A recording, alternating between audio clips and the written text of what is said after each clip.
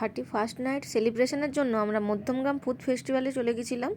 তো ফুড ফেস্টিভ্যালে ফার্স্টে ঢুকে গেলাম, ঢুকেই দেখুন পরকে পর দোকানগুলো আছে, সব মিষ্টির দোকান ফার্স্টে, জিলেপি দিয়ে, তারপর ফ্রাইড রাইস, পোলাও, মাংস সব কিছুর দোকান, তারপরে গুড়ের দোকানের একটা কাউন্টার, তারপরে ফুচকার কাউন্টার, পিঠের কাউন্টার, মাছের কাউন্টার।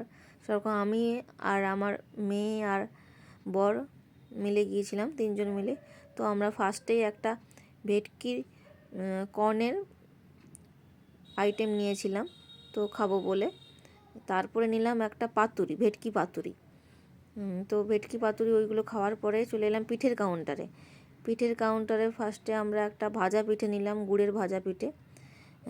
তার সঙ্গে একটা হাতে নিয়েছিলাম একটা চন্দ্রপুলি। ওইখানে খাওয়ার পরে তারপর আমরা চকলেটের কাউন্টারে এলাম। তো মেয়েকে তো চকলেট কিনে দিতেই হবে, বিভিন্ন ভ্যারাইটিস চকলেট দেখতে পাচ্ছেন। তো ওখান থেকে আমরা একটা ক্যাডবেরি একটা ললিপপের মতন দেখতে চকলেট কিনলাম, প্লাস ছোট ছোট দুটো গোল চকলেট কিনলাম। ওখানে কেনার পরে আমরা চলে এলাম আরেকটা পিঠের কাউন্টারে, সেখানে দেখলেন একটা ক্ষীরের পিঠে। তারপরে চলে এলাম এই ফ্রাইড রাইস আর পোলাও মাংসর কাউন্টারে, ওখানে ওটা পোলাও আর মাংস কিনলাম।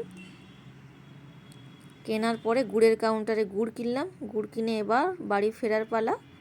তো কেমন লাগলো আমাদের ফুড ফেস্টিভ্যাল ঘোরা? লাইক করবেন, কমেন্ট করবেন আর সাবস্ক্রাইব অবশ্যই করবেন। টাটা।